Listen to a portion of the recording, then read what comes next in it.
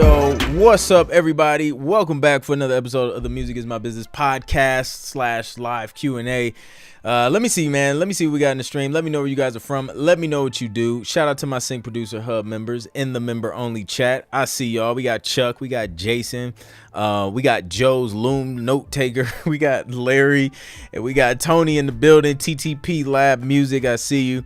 Let's head to the chat, man. Let me know where you guys are from. Let me know what you do. Jason Dowdy says, what's up? What's good, Jason? Michael Connor is in the building. Happy Friday, everyone. Hope everyone has a great night. About to record a live album at church. Let's go, live album recording. Super dope. Notch 8, yo, doing my virtual session tomorrow morning. Let's go. Yeah, that should be dope for sure. We got LW Masa Music Stream Friday. Masa Music Stream Friday. Last Friday was interesting when it came to those matcha chips, man. Yeah, so stay tuned. We got a new flavor that we're going to test out during the live music reviews right after this. So we're going to see, man. Hopefully we don't have another lime chip experience like we did last week. Milwaukee's in the building. I see you. We got Yish in your ear. What's good? Miguel, I see you. We got Miguel in the building. So y'all know how we start off every week. We got to start off with some wins inside the Sync Producer Hub community at syncproducerhub.com.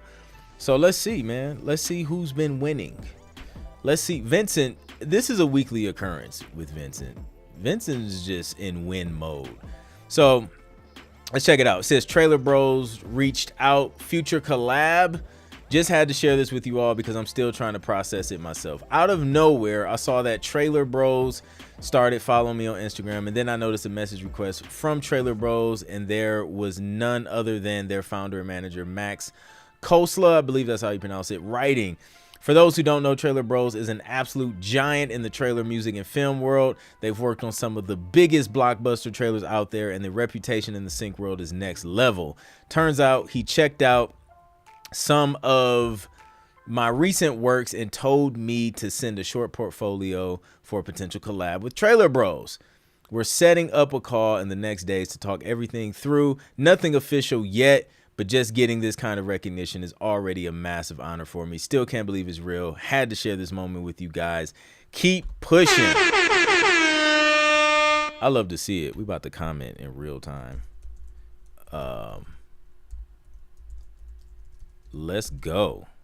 Rocket ship emoji. I think that's like my favorite emoji when I'm excited. It's rocket ship for whatever reason. But shout out to Vincent, man, out here winning. Shout out to Trailer Bros. That's huge, man. We got another one from Brandon Sauce. The sauciest last name in the community, I must say. Another one. This time in Spain. This track was written as one of my first paid producer gigs. I composed to video for a set of Holy Week videos that my friend was animating. Nice to see the track getting new life out there. That's what's up, man. I love to see it. DJ Horn from Mr. Sauce.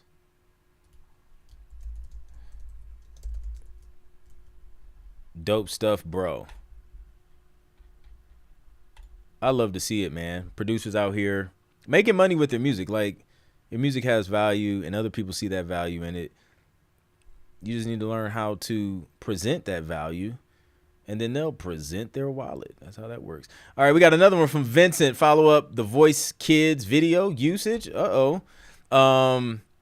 As I said in a recent post about The Voice Kids placement, here's the video usage. Oh, I see. I'm so grateful and excited about this sync. The Voice Kids is a huge show here in Germany. Shortly after I posted this on Instagram, my whole family and friends reached out to congratulate me. Even the rental property owner of my studio room reached out. Yo, that's crazy. I love it though, man. Listen, man. Sync is so powerful on multiple fronts, right? Obviously, you have the front of being able to monetize your music by getting it placed in TV, film, and video games, media, all that stuff. But it also gives you credibility as a producer or songwriter or artist, because once your music is attached to a show like The Voice Kids, which is apparently huge in Germany, like everyone has heard of that. They're in Germany. So you being attached to that type of brand recognition adds credibility because they're like, yo, this guy must be good. He must be serious. He must be professional to be able to have his music on this type of medium because everybody can't do it. So yeah, shout out to that. Shout out to producers winning, man. I love to see it. All right, let me see what we got in the chat, man. Let me check in. Hit me with you guys' questions. Anything sync related, production, business. I'm here. I'm an open book. Let's see. Working on software reviews at the moment. Love to see it. Chuck Taylor, produce ambient, electronic, use FL Studio. Let's go. Masa. Let's go. MasaChips.com/Clint if you guys want a discount. You're 20% off your first order off some Masa chips. I'm not going to crack them open yet, but during the music reviews, this is the flavor I'm going to be trying. These are the blue chips. So yeah, we're gonna try it out. I like Masa chips overall, with an exception of that lime flavor, because they literally only use like 3 ingredients. It's like the corn, like just organic corn. It's cooked in grass, 100% grass-fed beef tallow, and sea salt. And then with the spicy one, you may have like some chili pepper seasoning, but that's about it. So no crazy like seed oils that causes inflammation and all that stuff in your body. So the cleanest tortilla chip you're gonna be able to find out there. It's pretty dope. That's why I rock with them. So let's go. Allison says, yay. Lamar, great news. Yeah, man, we celebrating these wins. My song passed and no in the 3rd round of Timbaland's song contest. Song passed and no. Dang, I think I'm reading that wrong. My song passed and now in the 3rd round of Timbaland song contest. Let's go. That's a win.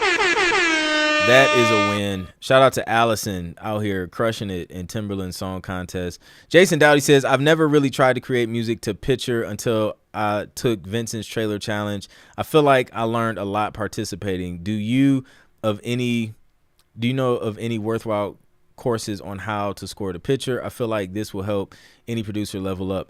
You know what? I don't at the moment, but I will ask around. Matter of fact, let's about to text my guy Guilty. Guilty may know, cause I know he like scores a lot of stuff. He might not respond, but we gonna hit him up and see. Maybe he'll respond by the end of this podcast. So let's see. Let's shoot him a message. Do you know of any courses that teach how to score to picture?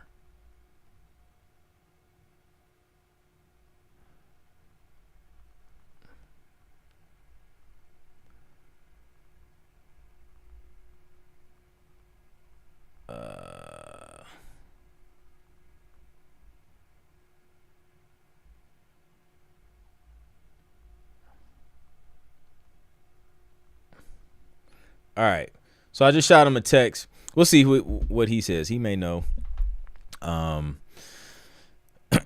right. So where can I grab a bag of those Clint chips? I got to see what I'm missing. MasaChips.com/Clint. Or you can just go to MasaChips.com. Use the code Clint. They'll give you 20% off because I sent you. And I told them my community is dope. Y'all should give them a discount. It was just like, bet. What do you want the code to be? I said Clint. It's easy. It's, what is it, 5 letters? Boom. And then you get a discount. Just like that. Is it not favorable to send an email every other day to a music licensing company? If it's the same licensing company, no, that would not be favorable. That'll get you blacklisted pretty quick, like in record time. But if there are different companies you're emailing, you can absolutely do that. You can do it every day if it's a different company.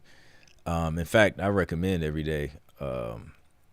But, usually in terms of follow up, I like to, I'll probably wait like a month or so, month and a half before following up, depending on what the situation is. Like if this is like the initial reach out and then they just haven't responded, then, I'll follow up maybe like a month later. If the conversation started and like, they're like, hey, yeah, send something, then, I may, it may be a little bit sooner, or I'll have a different way to kind of follow up, continue the conversation, give them a nudge or something like that.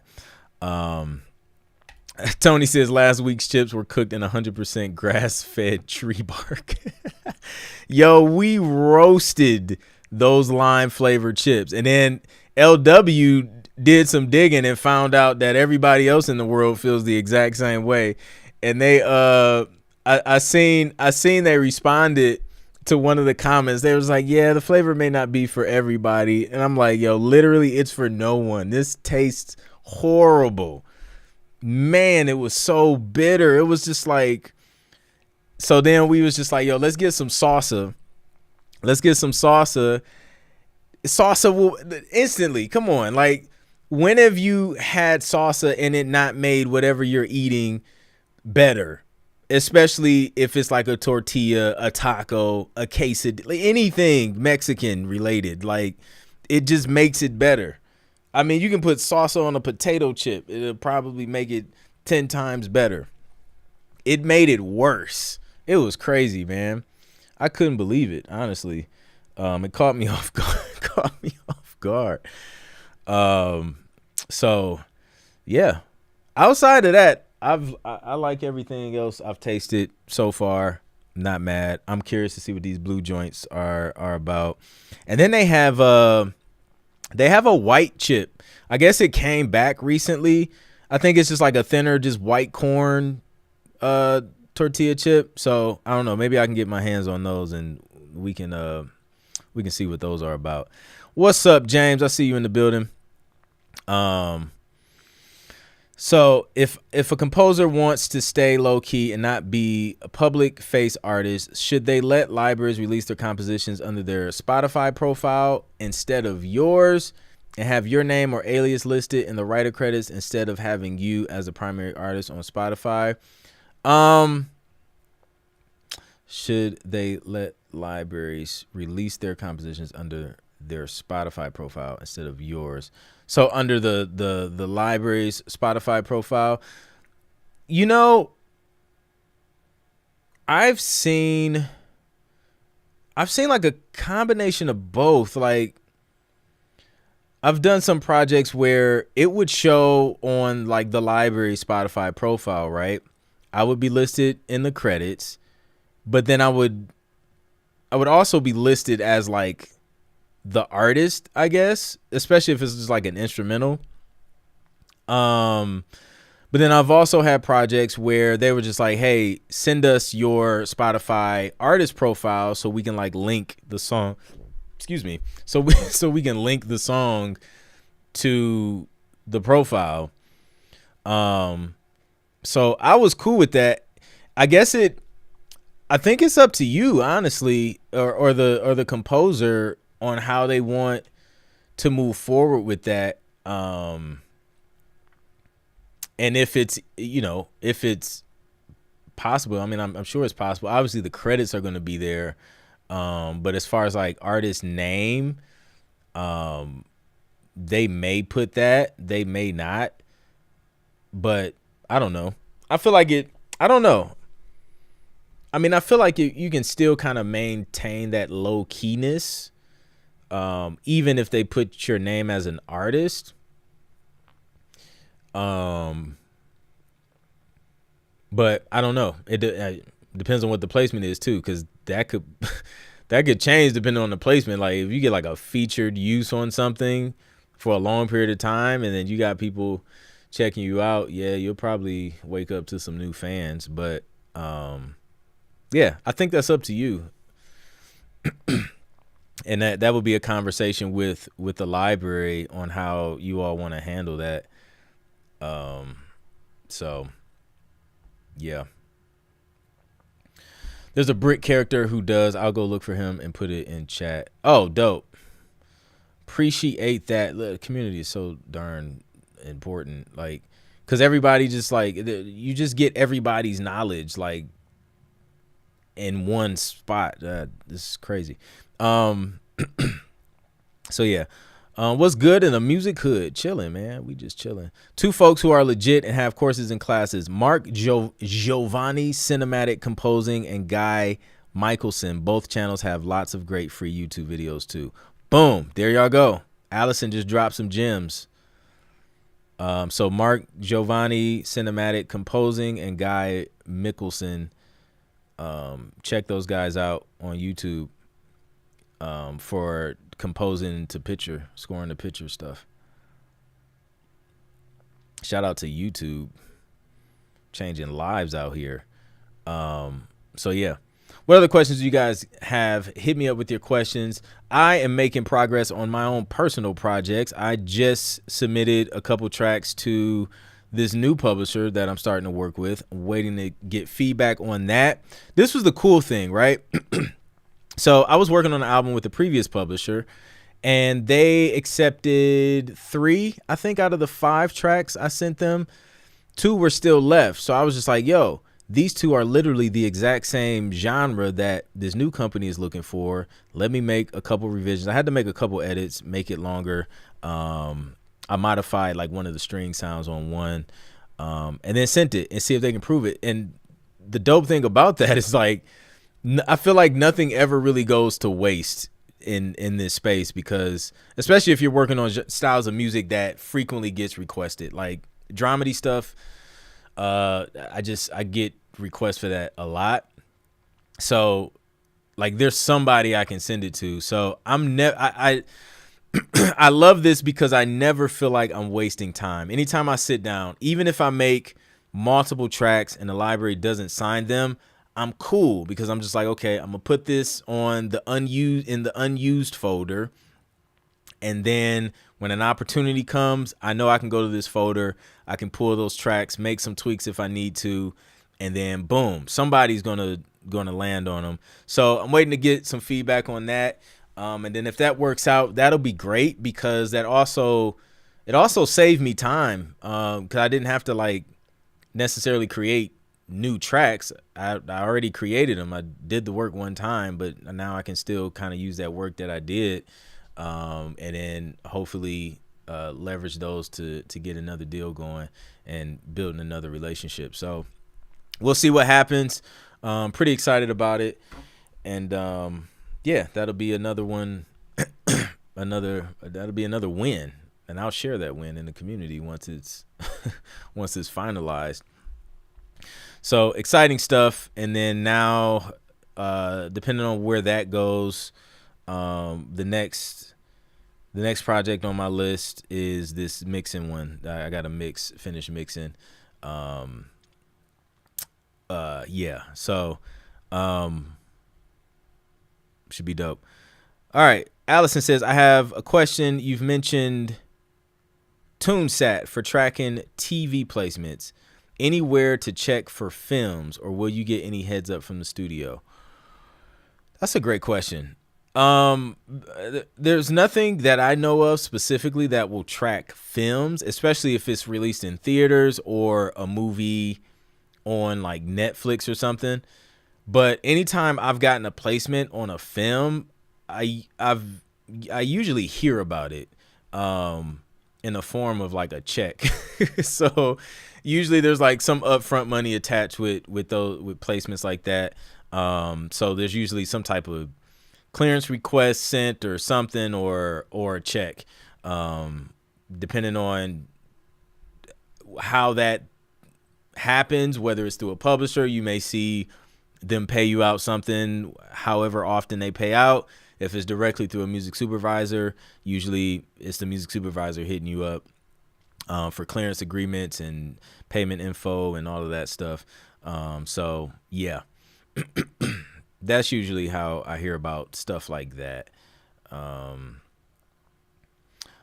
sent you the same message. I made on DM. You can disregard them. Okay, dope. I think another option would be to have them listed on the appears on section instead of the main profile. Yeah. Yep. I've seen that as well.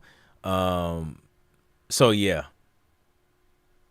Is the 808 good for sync? Is it okay to always send an alternate 808 version when doing your instrumentals? Yes, I use 808 all the time for sync music. In fact, the last brief I just worked on specifically requested 808.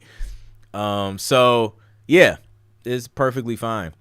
Sending an alternate 808 version, I mean, I guess you can. I mean, I don't know. Like, if you make it with the 808, I would just like let that be the version.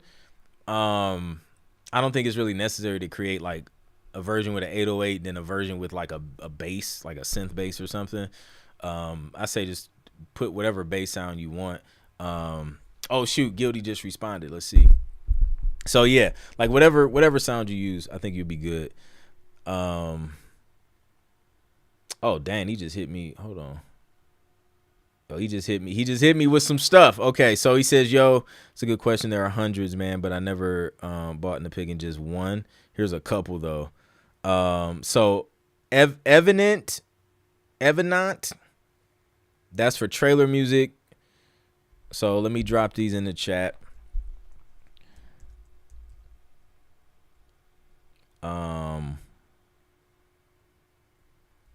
Let me spell it right so it takes y'all to the right place. And then of course, autocorrect is going to take over. So there's one. And then he said another one is Master the Score on YouTube. Was that one? Did Allison mention that one? I'm not sure. But yeah, Master the Score.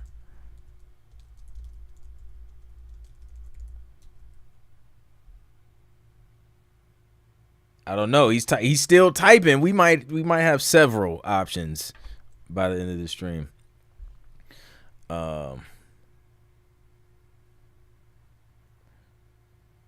right, bet. So, let me see. Let me scroll back up. Have you ever had a bad experience collaborating with other creators? Any advice on what to watch out for when choosing who to work with? Yes, I have. I've had experiences. Let's talk about some. So, man, where do we start? Let's start with yeah, so working with people who have integrity is crucial. And when I say like have integrity, when they say they're going to do something, they do it. And that's very, very crucial, especially in this space because we work so much around deadlines. So I have had, multiple experiences where here's an opportunity to work on some stuff. This is the deadline. We're looking for X amount of tracks and you're expecting X amount of tracks. And then like the day before you get hit up like, yeah, my bad, yeah, didn't get a chance to get around to it. I'm sorry. That usually doesn't go over well with me specifically because now you just flaked out. You didn't keep your word, and now it's harder for me to trust that you'll come through when I need you to come through. So, one good time of that, and I won't reach out again. That'll be it. So things like that, like if you, it's one thing if you can't do it and you say you can't do it up front, nobody's mad at you because you were just upfront about it. Even if you said, yo, like, I'm not sure I can, but I'll let you know by this time so that people can make adjustments and know how to move forward. I think that's cool. But to say, yes, I'll do it, and then at the last minute, don't do it. then that, yeah, that's not a good experience. Um, let's see what else. I've been in writing camps. Like, I don't know, man. I don't know what happened to this day, but I was assigned with a collaborator and they just never showed up. It's just, no one knows why though. Like, they just never showed up. Like, I reached out, publisher reached out, then they just flaked out. So it worked out though, because I was able to pull some homies in on the project who don't flake out, and boom, we got music done. Um, so stuff like that. What's another bad experience? Those have been like I guess the most, man. Just like not coming through. Um, yeah, I think most of them are just kind of along those lines. Outside of the artist stuff, like I've had artists do weird things, like releasing rough mixes that like aren't mixed and not ready because of self-imposed deadlines, which is so annoying. It's just like, bro, like, you're independent. The only person you answer to is you. Why are you putting yourself under pressure to release trash instead of putting out the best work? So yeah, I've stopped working with people over stuff like that because, yeah, especially if my name is attached to it, I don't like to put out trash, man. Like, I want to put out the best possible product according to my ability and present that, and I'm willing to wait to do that. Not saying it has to be like quote unquote perfect, but we're talking about a rough mix that was only supposed to be like a draft for you, for like it wasn't mastered or anything. Like, it was just never supposed to just, and yeah, it drove me nuts. I was just like, this isn't gonna work. So yeah, man, I think you just have to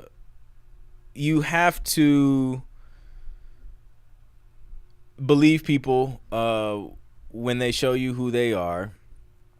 You have to have standards, and then don't compromise on those standards, and realize like you don't have to just accept mediocrity. If you want to put out great work, then you partner with people who want to put out great work, or you work with people and bring them up to be able to put out great work, and inspire and encourage them to do their best.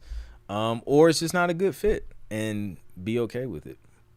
So yeah, those are a few experiences. But outside of that, most of my collaborations are pretty cool. Everybody seems pretty open minded.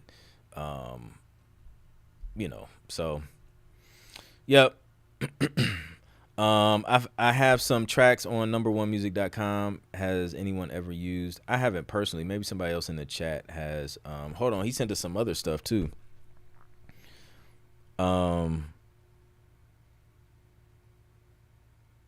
Guidelines all slapped together, but this course has some goodies. Strings. Here, I'm gonna just type it. It's cinematiccomposing.com. I knew Guilty was gonna have some gems. And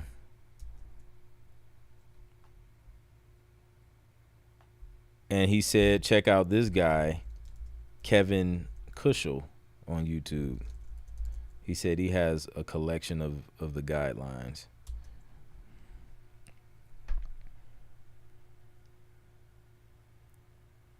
Yo, appreciate it, bro. Yeah, these help a ton. I'm literally like streaming live right now, and somebody in the in the chat had asked. So I was like, you know what? I feel like Guilty would probably have a better answer for this. So let me shoot him a text. So I appreciate you responding, bro. This is super helpful. Hope all is well, and we'll catch up soon, bro. So yeah, shout out to Guilty. Came through. All right, let's see. Appreciate LW dropping those links in the chat. Enter the context for luxury car brief. That's dope. Irwin. Yeah. Go head over to in the community, and there's a pinned post inside of Sync Producer Hub, and then you can just drop your your submission there. That way it'll be there when we start scrolling through those tracks. Chuck Taylor says, should I use online mastering services or use the mastering program in the FL Studio? Whatever works for you. I use just like mastering tools inside the DAW. Logic Pro has honestly a pretty good AI mastering plugin now. Shoot, most DAWs do now, it seems like. So yeah, I mean, that'll definitely get the job done. You know what I mean?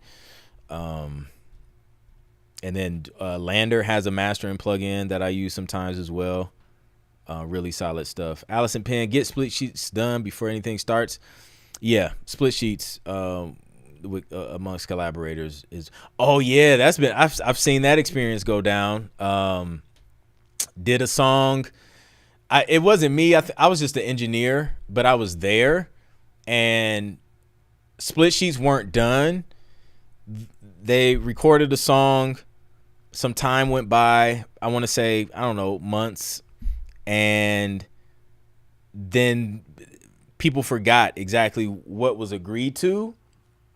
So like nobody remembered, and then there was an argument about the percentage, and then somebody thought they should have got more, and then another person who's usually pretty generous was just like, nah, I don't necessarily agree with that. I actually gave you more than enough. And guess what ended up happening to that amazing song?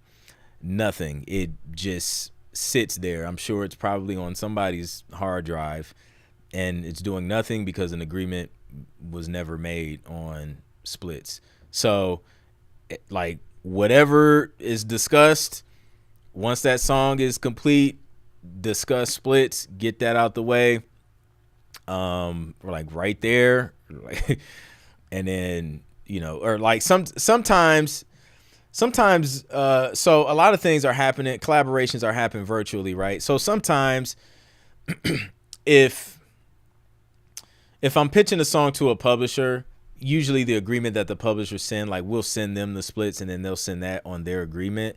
So we don't necessarily have to do like our own split sheet because it's kind of on the agreement that the publisher would send. But if it's a situation where like we don't know where it end up, or we just recording songs that, you know, we will eventually split, then I'll go ahead and complete a split sheet once that song is written, and then we just get that out of the way. Everybody knows what's what, and, you know, there's no issues when it's time to get paid.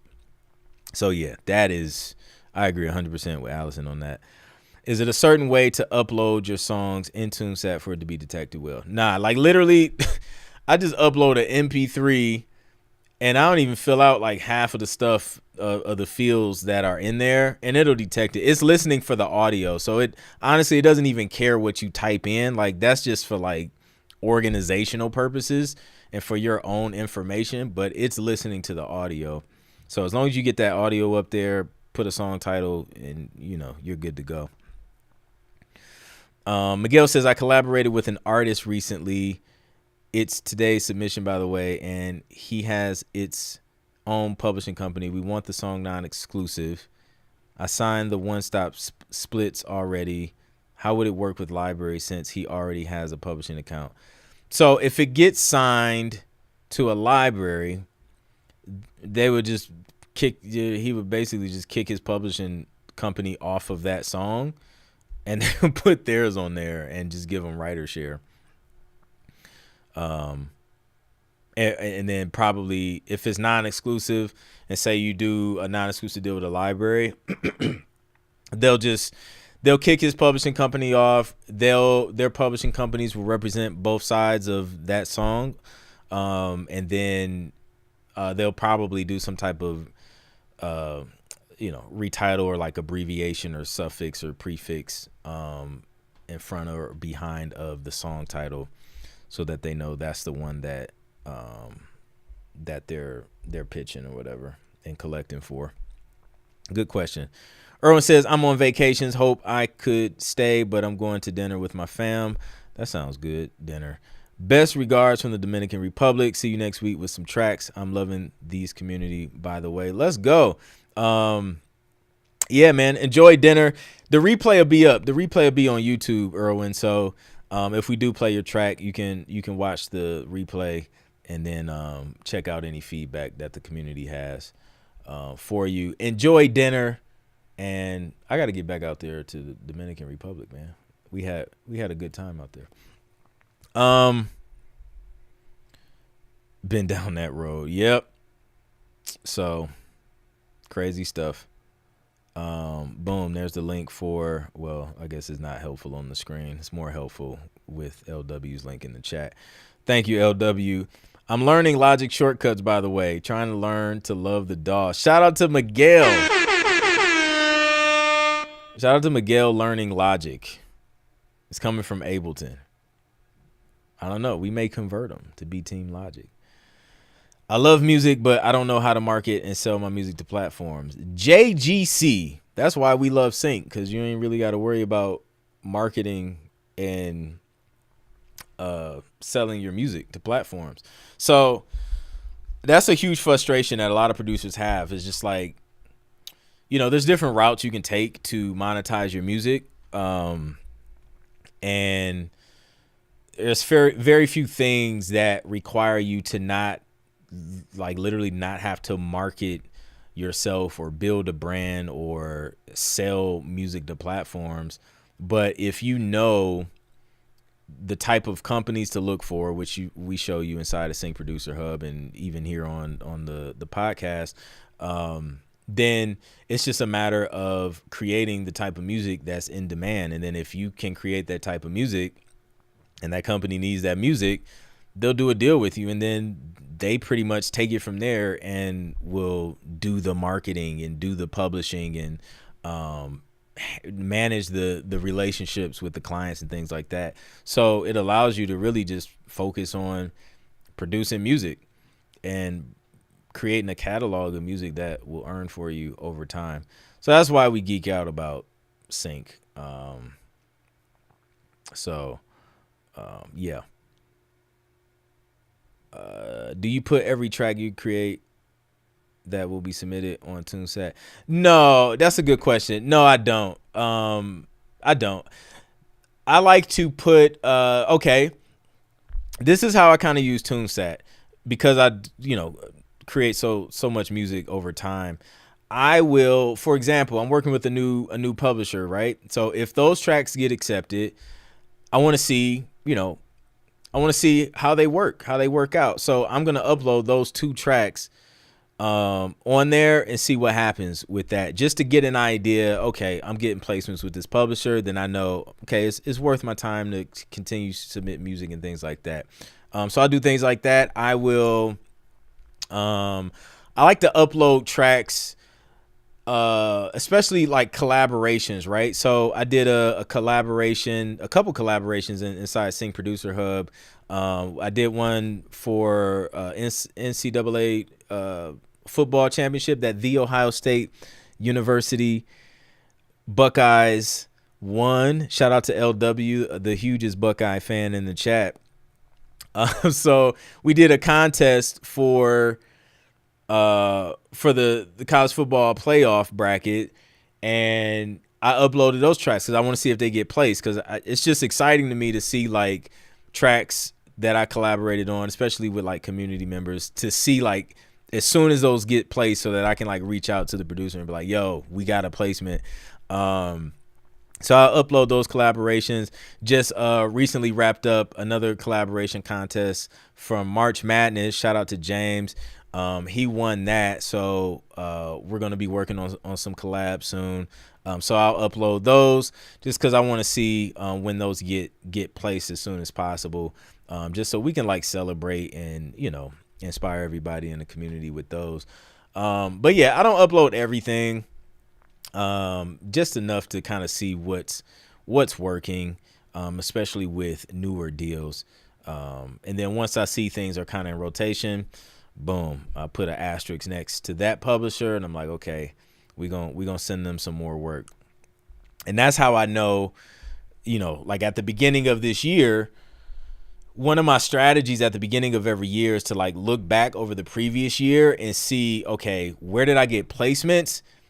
And what I'll do is, to get some quick, easy wins for like the top of the new year, I'll reach out saying, hey, you know, thank you for the placements that we got over the past year or whatever. You know, what are some current needs you have that I can help out on? And then usually that sparks a conversation. It reminds them of projects that they could pull me in on. And then boom, like by time January's here, I already have like a few projects lined up with some publishers. So that's how I kind of run that play. Not having to pay for an upgrade is my motivation to use Logic. No, facts, bro, because, yeah, these upgrades are crazy with some of these DAWs. Do I need a music manager? Absolutely not. Man, shoot, I haven't had a manager. I've been in this space for like over a decade, and I still have yet to have a manager. Still can't beat Michigan. You know what? We're gonna remove that. We're gonna remove that one from the. We do have to beat Michigan. Like I can't even pass over that. We have to beat Michigan. We have to. Like, it's been an embarrassment the past few years. That has to happen. Ryan Day. That has to happen. Like, Michigan, for like, if you know, like, it's like national championship, and then it's like borderline, this is Michigan in our eyes. Like, we almost rather beat Michigan than to win the national championship. That's a huge game. But, you know, we got to make that happen. LV Drizzle in the building. Much love, everyone. Sharing my wins. 12 exclusives and 10 non-exclusive in the past 3 months. I meant to share last Friday. Keep pushing is the motto. Rinse and repeat. DJ.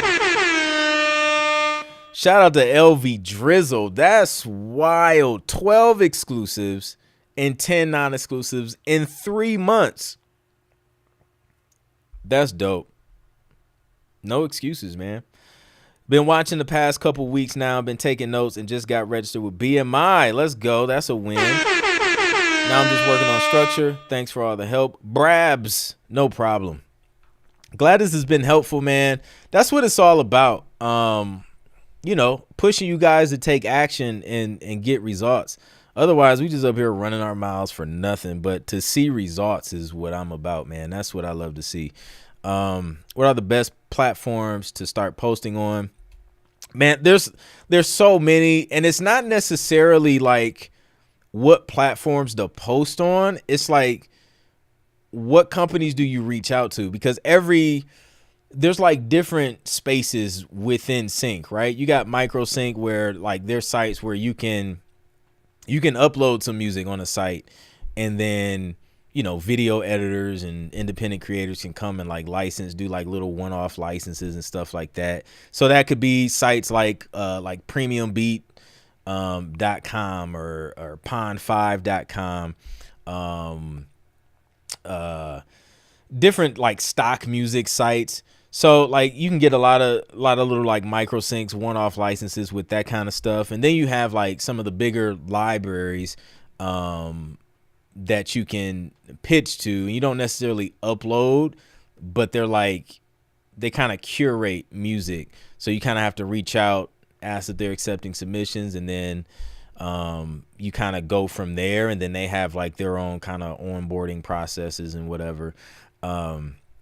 So it's multiple approaches, and it's it's a lot to like get into. There's a free guide. Download the free guide. It's pinned in the chat. My free Sync Producer Quick Start Guide. That will walk you through, because I literally don't have time to like go through step by step, but that'll walk you through everything I personally did to start finding the companies that want music for sync licensing. Audio Sparks is another good one. Shout out to Tim Bird. So yeah. Chuck Taylor on register as a writer and publisher with ASCAP since '05. Let's go. Love to see it. A library asked for a new style of music. I've created 30 instrumentals so far, just in case they ask for more. Ahead of the game, man. Let's go. Sort of like the football, Alabama and Auburn. Yeah, exactly, Allison. Finally finished my first official 5-track EP and pitched to 5 libraries already. Let's go. Action. I love it. So can I use it if a publisher wants to use my tracks? Yeah, absolutely. Like you would most likely use your writer account. But yeah, it's like a requirement. Like if you do a deal with a company, like they're going to expect you to be registered with ASCAP or BMI or whatever PRO is in your country. Cause I know we got viewers from all over the world. So, whatever your PRO is and like your local PRO, you want to be registered with that so that they can, when they register the song, you guys can, get those performance royalties from it airing on TV and different mediums, or medium, not mediums, because medium is plural for media. How do cover songs work in sync? It depends. Like you would probably get like an upfront fee, and then back end. I'm not sure if you would. I feel like the back end would probably go to the original writers. I'm not sure if you get a piece of that since you technically didn't write it. It's just a cover. So I think you probably would just get upfront on the cover. But yeah, some huge wins, man. This week, I see y'all working, man. Action takers are money makers. So, let me see if. Oh, dang, we got another one. Cubase scored a picture. Holland Jones.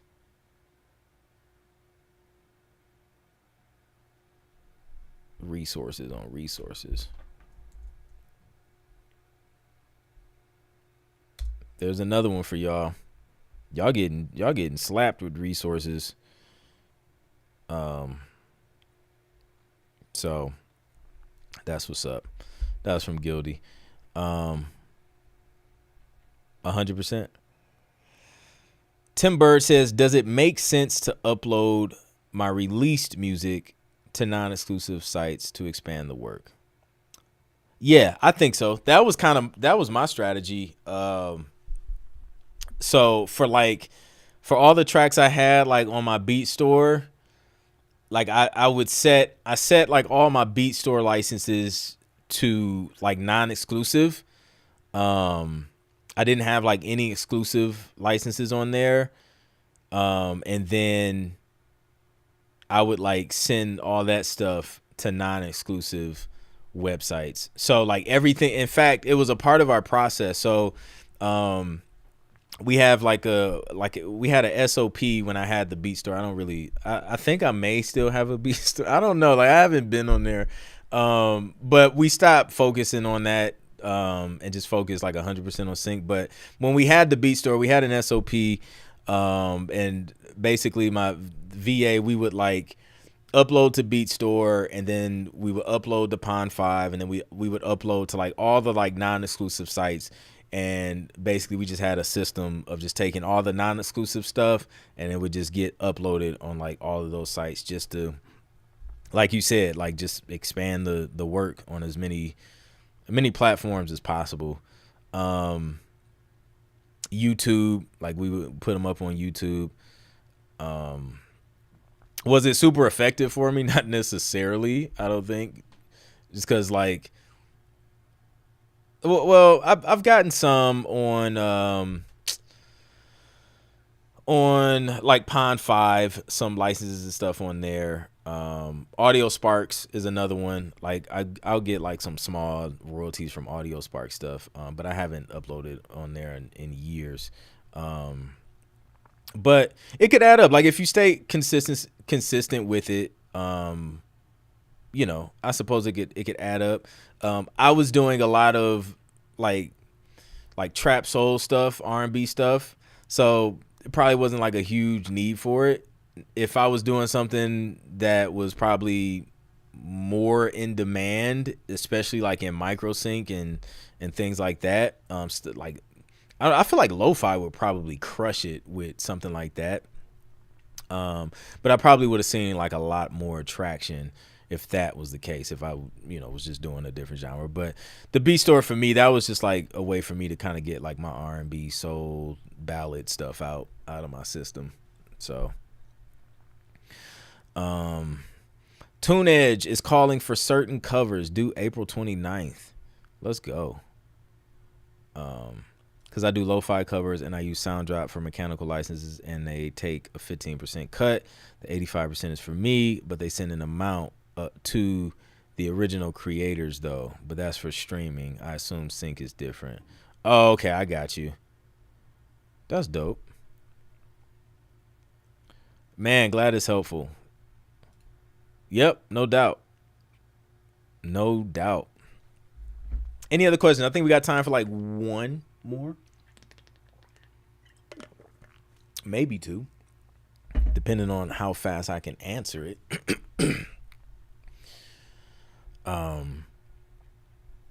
My son produced a beat today. So I'm getting him in the studio, familiar with the DAW, and getting used to like recording to like the metronome, because that was the thing. But he picked it up like super quick. So yeah, he's at that age, man, where he's just like soaking in stuff. So yep, about to put him to work. That's how I purchased the new computer, with the money from covers. Let's go. Gems. Man, and that's what I love, man. Like, it's not about one thing. Like, if you're a producer, think about the skills you have and how you can monetize them. All of them. Like, some of y'all do more than just produce music. Like, you're also an engineer. You can mix. You can master. You may even do some decent graphic work or like whatever. Like, use everything, you may be able to teach somebody guitar or piano. Use that. It's all a part of your broader music business, and then turn it into a stream of income. So that's dope. Like, Miguel obviously can write original music, but shoot, I feel like if you can write original music, you could probably do covers too. So he's doing covers, getting paid for covers, and like that allowed him to reinvest back into his his music career. So super dope. So yeah. Ghostwrite for other artists. Yep, there you go. So yeah, there's multiple ways, man. Multiple ways. A lot of opportunities if you're looking for them. If you're looking for excuses, you'll find those as well. So just be careful what you look for, because you're going to find that. All right, so we're going to get ready to transition into these live music reviews. And so y'all stick around, and I'll catch you on the next one. If you want to learn how to produce, prepare, and pitch placement-ready music for TV and be surrounded around a community of like-minded producers doing the same thing, then go to syncproducerhub.com. We would love to chop it up and hang out with you. So that's it, man. I'll catch y'all on the next one. Peace.